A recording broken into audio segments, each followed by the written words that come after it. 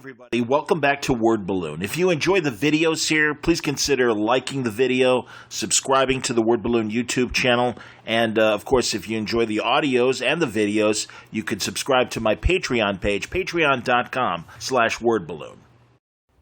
Hey everybody, welcome back to Word Balloon, the comic book conversation show. John Suntress here, a slight deviation from comic books in this conversation with Brian Volk Weis. Brian is the producer behind a lot of your favorite Netflix shows of the last couple years, The Toys That Made Us. Brian is the creative behind that, and The Movies That Made Us, two great Netflix shows. But that's not all. Brian is also one of the main guys behind Comedy Dynamics. Comedy Dynamics has been producing a lot of great stand-up specials and documentaries about stand-ups. In fact, there's a brand new one now on Bill Hicks that is available on Amazon Prime. Comedy Dynamics has its own channel on the Stir network, the streaming network that is likely on your Roku and other devices that aggregates a bunch of different channels. He is here to talk about a brand new series that is available on Amazon Prime and on regular YouTube, not the premium version of YouTube, just regular YouTube. It's called A Toy Store Near You. And this is an amazing project that Brian decided to do during the COVID virus. What's happening is he is in contact with stores all over the country, in fact, all over the world. They are shooting in their stores footage of the toys they have, the employees they have, and how they're all dealing with staying in business during the COVID virus. Brian Volk Weis on today's Word Balloon. Brian Volk Weis, welcome to Word Balloon. It's great to talk to you, man, and congratulations on the mountain of television shows you have been cranking out, and certainly the latest, A Toy Story Near You. Well done. Thank you. Glad to be on your show, and yeah, thanks for the props. Absolutely, man. Well, God, first became aware of you with The Toys That Made Us, that wonderful Netflix show that you've produced, and combined with The Movies That Made Us, really funny, fast, interesting documentaries. Now A Toy Story Near You, a lot of the same stuff that we love about those shows, but also, I mean, man, you're really of the moment and doing a show about how toy shops are kind of handling things during the COVID virus. That's why we made the show. I've been asked for a long time, ever since Toys That Made Us got greenlit, to do a show about toy stores, and I never wanted to.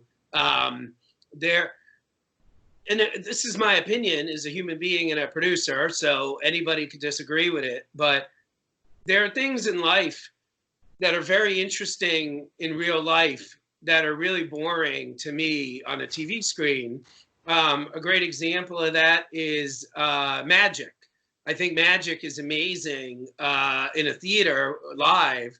But when you're sitting there in your living room or your bedroom and you're looking at the TV where the dinosaurs in Jurassic Park are walking around, like, how interesting is it to see doves come out of somebody's sleeve? So also the Mona Lisa, like, that's pretty powerful to see in real life, I think, by the way. I always say I don't even know if I would have noticed it if somebody didn't tell me how great it was, but it's sure as hell not that interesting on my computer screen. And that's sort of how I felt about toy stores and toy collectors, actually. And again, I mean, look at me. I am a toy collector. I love toy stores. But I just didn't think there was enough there to do a show about toy stores. And then when COVID happened, it really became a situation where I was like, now there's a human story about a store. So it wasn't just about a toy store anymore. It's a small business. It's a small business owner. It's small business employees dealing with a crisis, a worldwide crisis. And somebody who owns a flower store or a car mechanic with his or her own garage, like, they can relate. So you don't have to be a toy collector to be a fan. So, by the way, I mean, the reviews are coming in, and at least 5% of them do not agree with my strategy. And God bless them. That's their right. But, that's the choice I made, for better or worse. I think it's great, and I think you're right. It does add a human element to, beyond looking at the fun, cool stuff. How everyone's handling this. And I mean, it's a recurring conversation on this podcast as well. I mean, I'm talking to comic store owners, and Billy Galaxy is also your first episode. The guy sells comics as well, and yeah, it's like how are you handling things? How are you surviving? God, today they even made the news that DC Comics is splitting away from Diamond Distributing, which is a big shock. I mean, and really all the crazy little things that the stores have had to deal with, including the virus. And yeah, how everyone is adapting to the situation. And I really this first episode that people can now watch. It's on Amazon Prime. You're up and running, and it looked like from the release schedule, it's going to be a monthly show. You're going to go to different stores every month. We are going to try, and I need to underline, capitalize, and italicize the word try. But we are going to try to put a new episode out about. Going to underline that word too. Every 3 weeks. I mean, okay. We are making this ourselves with the store owners. We're a small independent company. Very few independent companies could even do this. The fact that we're even going to try to have a schedule is dangerous. But I believe at the very least, the first 3 episodes, including Billy's, I guess I should say the next 2 episodes, I think we're on track to have come out every 2 weeks. Every 3 weeks. Sorry, 3 weeks. 3 weeks. Okay. So 1313 Mockingbird, that should be coming out mid to late June. And then I always get the name wrong, but Leicester Vintage Toys and Comics, maybe. Don't kill me, Joe. But he's in Leicester, England. That's the 3rd episode, and that should be coming out mid-July. So that after that, because the 4th episode is Spiral Toys in Japan, and that episode's taking longer because we have to get it subtitled. So understood. Normally, what a company does, any company from Netflix to Discovery Channel, you make a lot of them between 6 and 13, and then you put them out either all at once or yada, yada, yada. We are not doing that because part of the reason, the whole reason I should say we're making the show is to get immediate, quote unquote, immediate money and publicity for the stores. And if I waited to have even 6 of them done, the earliest, absolute earliest it would have come out would have been September. I have a show coming out on Disney Plus, hopefully in December. We started working on that in August of 2019, just to put that in perspective. Sure. No, that's typical television production. We are not in typical television production times with the virus. And truly, as I understand it, and as I didn't even occur to me until after I watched the episode with Billy's Galaxy in Portland, that shop, and I realized, so the stores are self-generating a lot of their footage and stuff, and that's not some. They all are. All. Okay, there you go, man. All the stores, all the footage. We are doing everything in post, but we are doing 0.0 of the shooting. Wow. Well, again, very human stories. Now, you mentioned proceeds from the show are going to go to help support these stores. I mean, how does that work exactly? Well, everywhere we put the show generates money. So every time somebody watches on Amazon Prime, we make money. YouTube, we make money. And the show's going to be going a lot of other places over time. Every time it makes money, the money gets sent to us. Then we send them the money, the stores. That's great. That's excellent, man. No, that's really cool. Yeah, now is it on, I know it's on Amazon Prime. Is it on YouTube's Prime service or is it on regular YouTube? It's on regular YouTube. It's on Art and the Cell channel.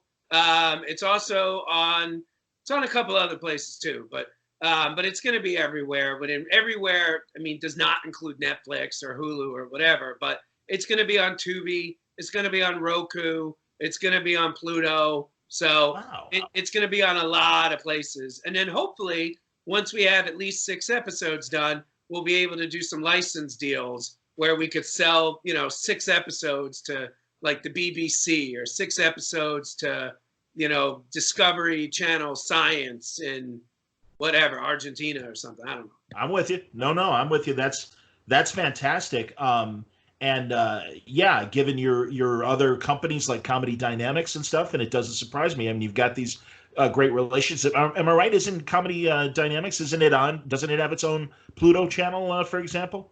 Yes. There you go. Yeah, no, honestly, man, Brian, that's fantastic. And really, I'm amazed at not only your content, but the fact that you go to all these different streaming platforms and find these venues for these great shows. And again, I think they're really fresh, they're very innovative, and they're fun. The ones that don't have as much of a I mean, part of the tone of obviously a Toy Story near you is really covering the reality and really how these stores are surviving. But also, yeah, we're getting great stories. I mean, at Billy's Galaxy, a great look at Shogun Warriors and Transformers and the Hey, Flash Gordon. that's on my shelf right now, that Megatron. Oh, that's great. By the way, two out of three, but if you only include American stores, because I don't want to pay for shipping. Sorry, Joe. But if you only include American stores, I'm 2 for 2. I got that Megatron from Billy. This is probably the toy version of insider trading, by the way. So I hope I don't get arrested for this.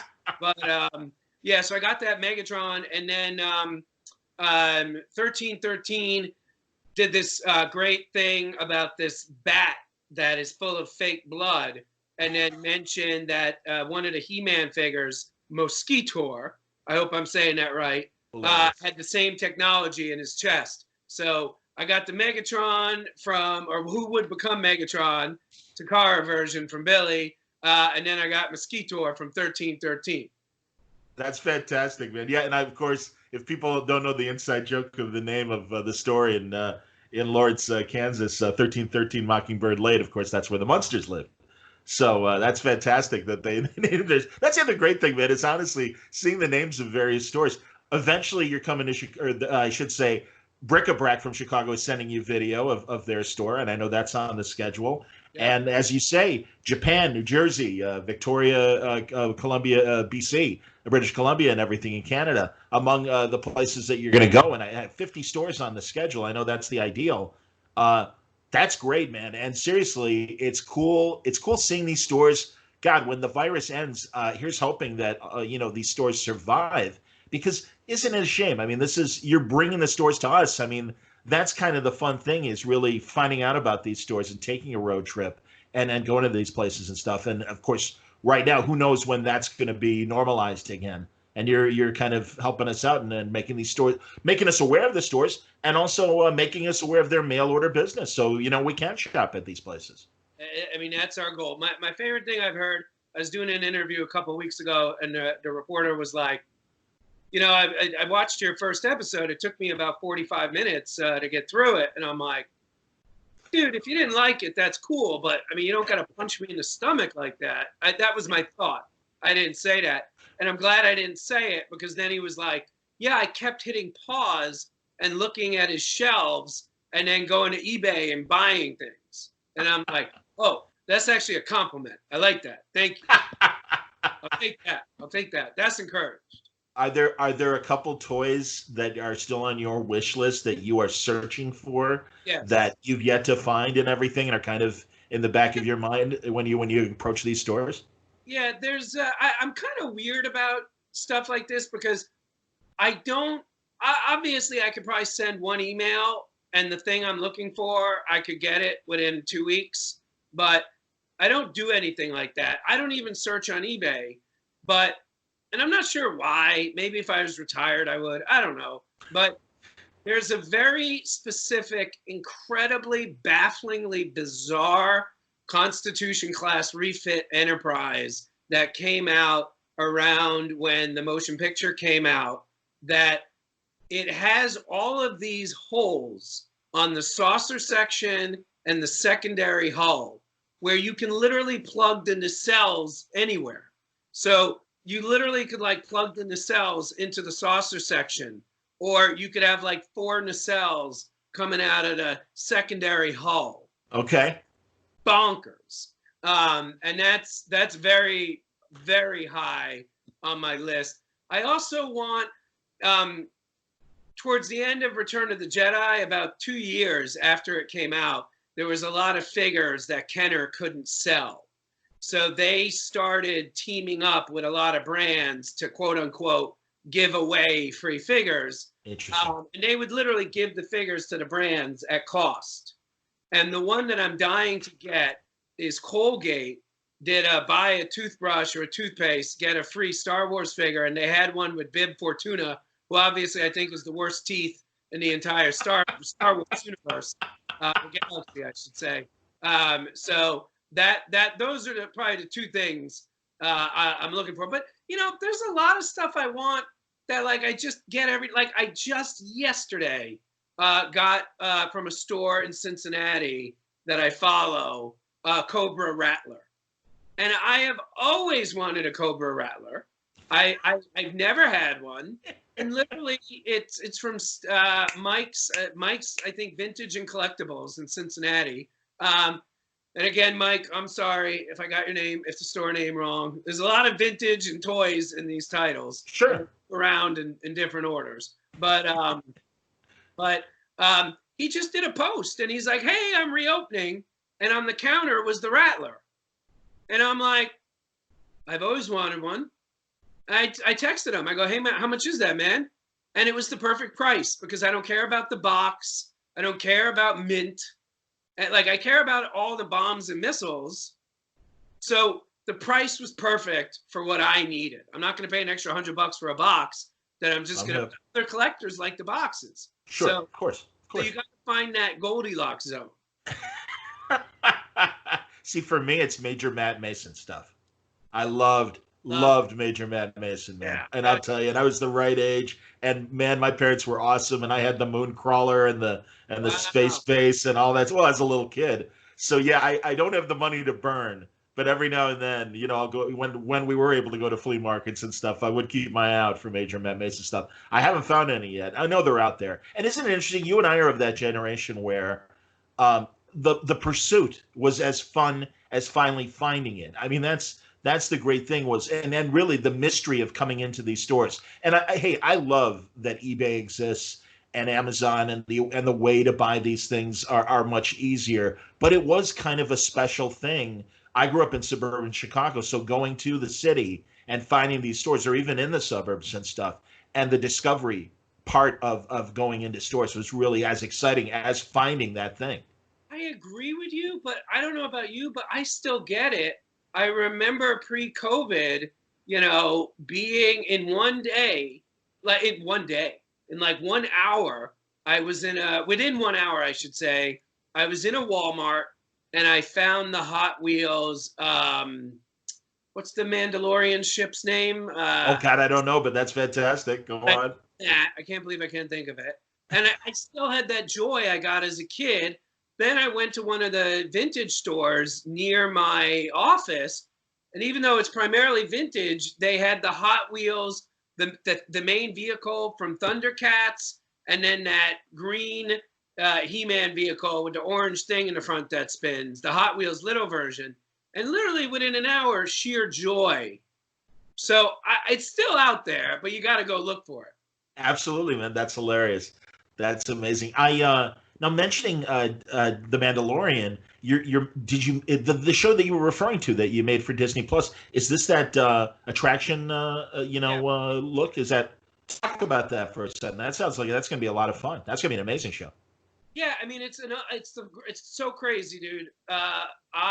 One day I'm in line at LAX. It's 5 a.m, and I get a text from my head of accounting, who, full disclosure, I didn't even know she had my cell phone.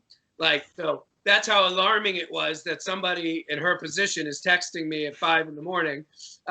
And she oversees all the money. And she's like, go to The Rock's. No, yeah, she's like, go to The Rock's Instagram page. So I go to his page, and he had Instagrammed. He was on his jet flying somewhere on a Sunday and had posted about Toys That Made Us. He was like, I just saw this show. It's the greatest show, yada, yada, yada. About 2 weeks later, I got an incoming call from the head of his development team, and we started working on a show together. And we eventually, long story short, got to Disney Plus very early after they were founded, by the way, and sold them a show that's all about the parks and the I'm not supposed to say rides, so I will say attractions. The attractions, I understand. That's awesome, man. See, you're my kind of executive. That's fantastic. And honestly, man, I know from friends at work, I worked at the CBS news station in Chicago, and I can't tell you how many people that I would never think would be like came to me because they knew about my nerd background, and they're like, "Have you watched this Toys That Made Us?" And it's like, yeah, like it is really great, and really, man, what was the Star Wars documentary you made prior to Toys That Made Us? Didn't you make one? Star Trek. Oh, it was the Star Trek one. Excuse me. Yeah, it was. This is why I love working from home. I just got to look because I couldn't even tell you the full name. It was 50 years of Star Trek. That's what it was called. 50 years of Star Trek. I'm looking at the poster. It came out August 14th, 2016. So it's almost 4 years old.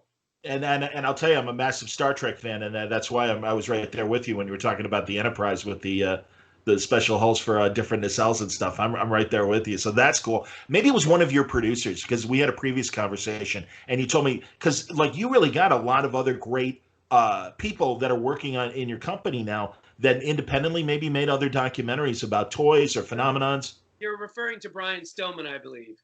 Brian Okay, Stillman had made a documentary called Plastic Galaxy. that's And it. that was all about Star Wars toys. And when Toys That Made Us got greenlit, literally Brian was the first person that I called. And I give Brian a ton of credit because a lot of people in his position, I think, would have been like, F you. Like, I'm not going to help you Right, make they're doing their own stuff. a Yeah, about Star Wars toys. sure. I already did that. You're copying me. He did not do that. And not only did he not do that, he helped us. I mean, he immediately turned over his Rolodex to us, Wow. saved us at a minimum a month of work. But what he also did, and that's the easy, obvious thing to give him credit for. But and just so you know, I mean, he is a producer on the entire series. And he's worked with us on almost everything we've done since, Cool. including Behind the Attraction. You know, he's shooting something for Behind the Attraction in a couple weeks. So Cool. actually, no, that's not true. Movies That Made Us. Movies That Made Us. Okay. But the other thing he did, which again, I cannot stress the importance of this, he said, like, listen, I don't know anything about G.I. Joe, but you got to talk to this guy.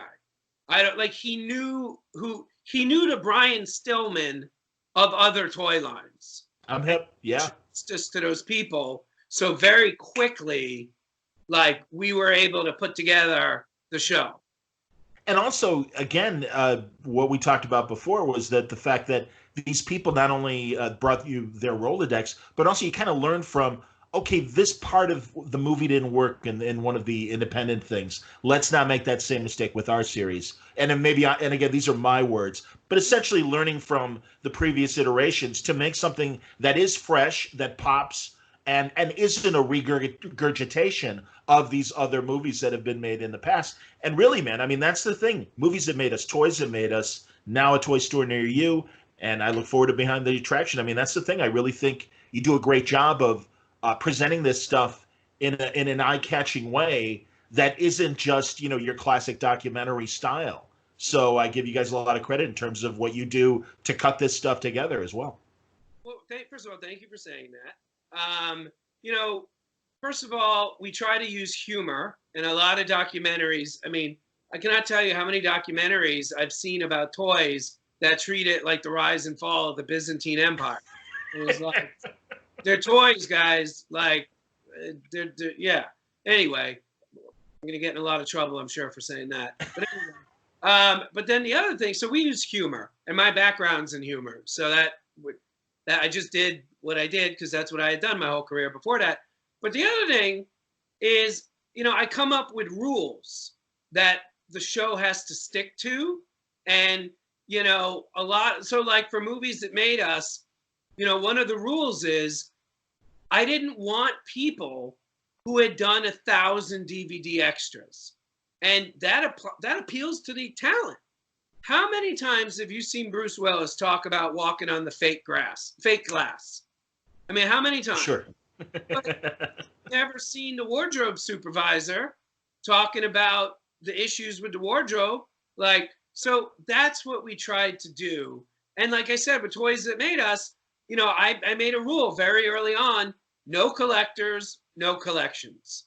And like I said, that may alienate 1% of the possible audience, but I think if you focus on the toys, because we focused on the people behind the toys, that's what I tried to do, and I think that opens it up. I mean, have you heard the Vlick story?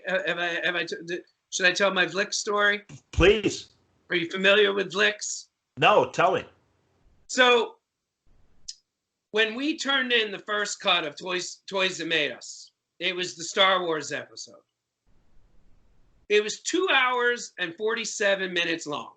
And I knew that Netflix would not let me do that, but I honestly had hoped for it to be a 2-hour episode. So I get a call from the executive, this guy named Nat, one of the best executives I've ever had oversee anything I've ever done. And we have our first call. This is the first time Netflix has seen the show. It's the first time anyone outside of the show has seen the show. So I'm on the phone with him. He's like, Brian, this is great job. You know, we obviously got to cut it down to under an hour. But I'm like, what? Under an hour? Nat, how could we make this under an hour? Like, I don't even know what to cut. And he goes, well, here's an example. Maybe you don't need a 6-minute pod on Vlix. Now, let me tell you who Vlix is. Please. Vlix was like the 8th bad guy in the Droids cartoon. He may have had 11 lines in 2 seasons. The show was canceled in America, but Kenner had already made the molds. Okay. But the show had not yet been canceled in Brazil. Now, those molds, even in the 80s, were about 50 grand, which now would probably be about 150. So Kenner, either sneaky or not sneaky, I've heard different versions, sends the molds to Brazil, because, you know, there's no internet. And a company in Brazil called Glassleet starts making Vlixes. Somehow Lucasfilm found out about this. Lucasfilm, very mad. And Kenner frantically calls Glassleet and is like, you need to not only take those off the shelves, but you got to destroy them. On top of taking them off the shelves, on top of destroying them, while this process was going on, there was a fire in the factory. So to this day, there's probably less than 20 Vlixes still mint on the card. They go for about $80,000 now, by the way. Wow. And just Vlixes not on the card, I think there's less than 200 to 300. Okay. So, listen, I sat here and I just told you that story in 90 seconds. It's funny. Imagine a 6-minute sequence in the middle of the episode about that. Would you ever? Now that's great, and obviously you know there are Star Wars fans that would love 2 hours and 40 minutes of what you gave us in the episode. Would you ever, in an aftermarket DVD way, or do director's cuts? Yeah, we did. You could the Blu-ray and the DVD. The Blu-ray for sure has it. The Blu-ray I think has like I have to be so careful because I'm not good with numbers. And then everyone's like, you said there was 20 hours, there was only 12. But the Blu-ray, it's like a 3-disc set, and the 3rd disc is all extras. And I know the Vlix is on it. That's excellent, man. I'm sure there are obviously for other episodes the same thing. Is it like that for now? Has Movies That Made Us also already gone to Blu-ray and DVD? Not yet. I'm wondering if I mean legally I could do it, but okay. I'm not sure if we're gonna do it. We're making more right now. So first of all, it'd be weird to put out a Blu-ray with 4 episodes. So at some point, even if they don't order more, we'll be at least 28 episodes. So maybe, but the movie business is covered so much better than the toy business that it just, like, I felt the need to get the Blu-ray out. Like, even not as a money-generating thing, just creatively, I was so happy with the show, and I was so proud of all these stupid Vlix things. Like, why not put it out there? And even if we lost money, I didn't care. It was just about something my team worked on so hard. If the world wanted it or not, it was their choice. With movies that made us, and I'll be honest with you, from the minute Toys That Made Us came out season 1, people were asking for a Blu-ray. I don't think anyone's asked us for a Movies That Made Us Blu-ray. Not, I don't remember seeing one person asking. Well, as you said, it makes more sense. And again, like you said, there's a glut of special editions and behind the scenes stuff that's already been made. So I could appreciate your show, the Movies That Made Us as a TV show rather than an aftermarket DVD. I'll tell you just sold me a Toys That Made Us Blu-ray, and I mean, I thought I, really enjoyed, what I'm going to get or what I already got on the Netflix show. Are you doing more seasons of the Toys That Made Us? That I have to be a little evasive answer. Okay. So here's the good news. It's not a firm no. Okay. Fair enough. Move on to something else that's already out there. A couple things. One, there's Johnny, the Hulu show that you and Paul Reiser made. The great show, man. Really, really enjoyed it. I'm a huge Carson nut, and I really appreciated that. And I know that kind of bounced around a bit as far as its streaming, life and everything, because it started on that other. I can't even remember the streaming service that it was originally on.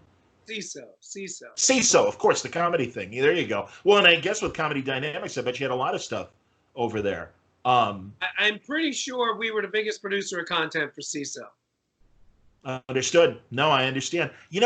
And again, just rattling through your bio and what Comedy Dynamics has produced, I'm a massive Bill Hicks fan and actually got to see him live prior to his death. I know, man. Just happenstance. He's in Chicago at Catch a Rising Star, our local catch, and I'm so glad that I saw him. Are you putting out his hour-long stand-ups, or are you putting out the documentary that was made about him? Yeah, we produced the documentary, but I guess about 6 years ago, a very good friend of mine that I used to work with, a guy named Jack Vaughn, he knew Bill's brother, and Steve Hicks.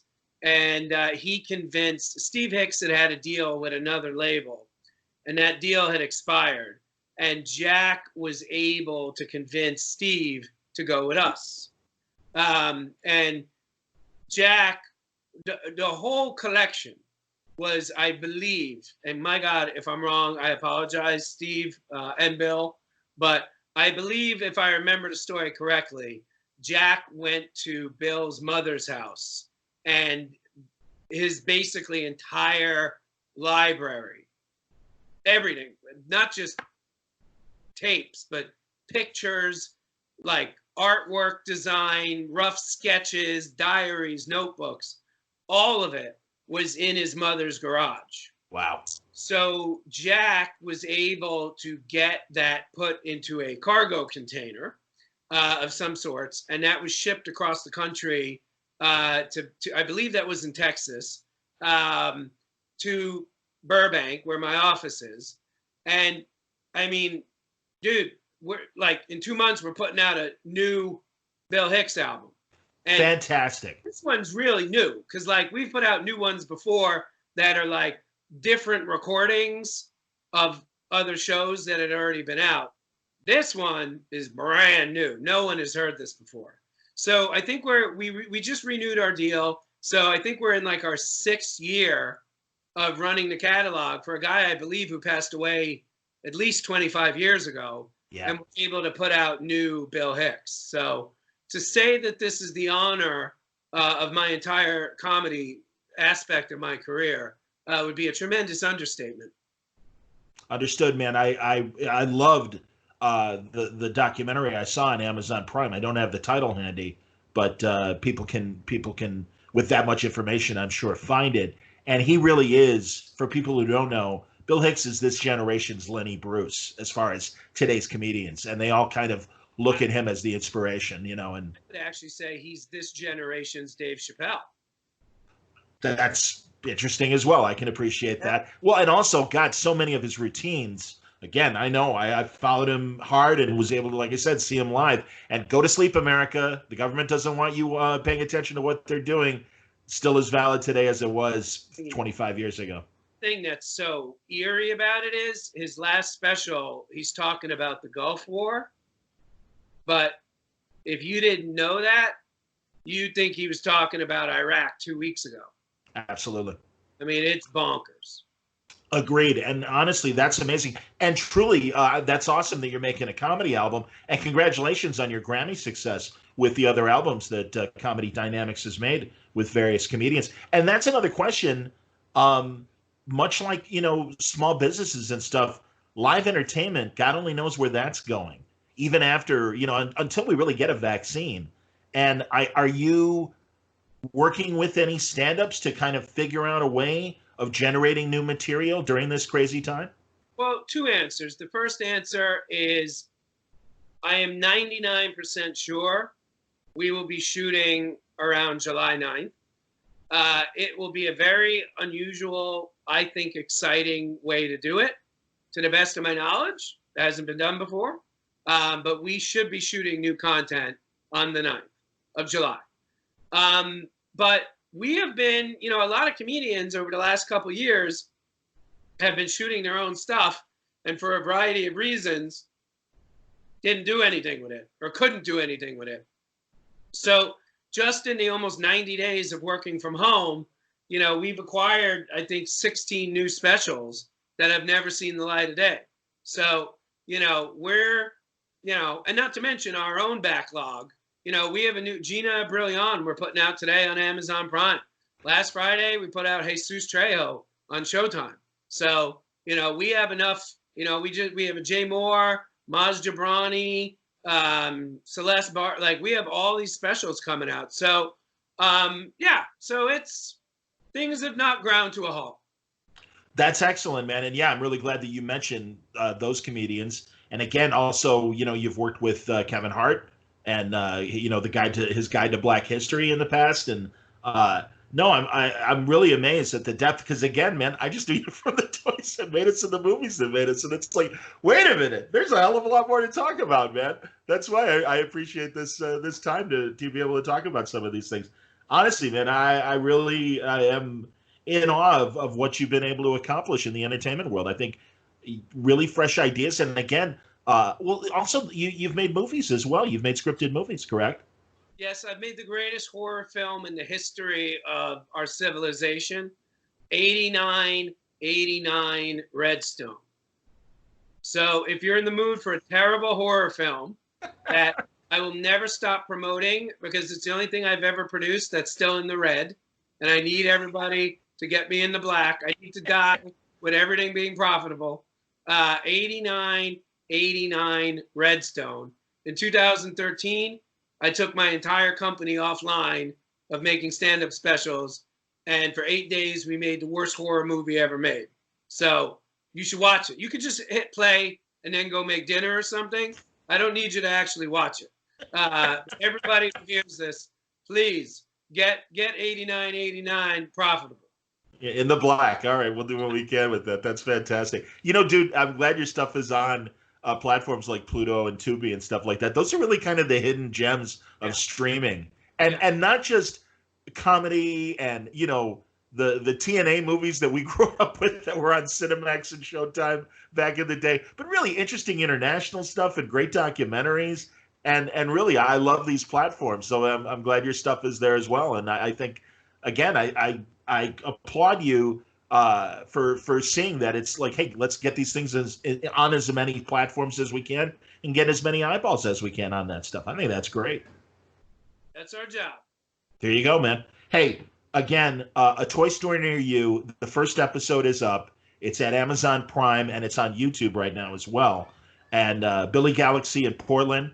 And like you say, within sometime in the next 3 to 4 weeks, 1313 Mockingbird Lane, the second episode, will be coming out. And like you said, hopefully every 3 weeks or so. Brian, honestly, it's a pleasure to talk to you.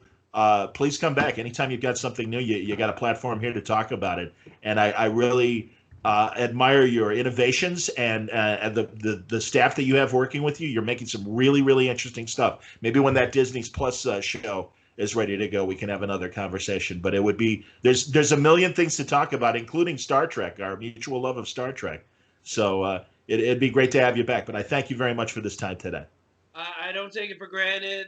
You want to hear what we're doing, so I'm very appreciative for that. So thank you. Thanks again for watching another Word Balloon video. We've got plenty more at our channel, Word Balloon. If you enjoyed it, please like it and consider subscribing to the channel. And of course, support me on Patreon, patreon.com/wordballoon. Thanks a lot for watching.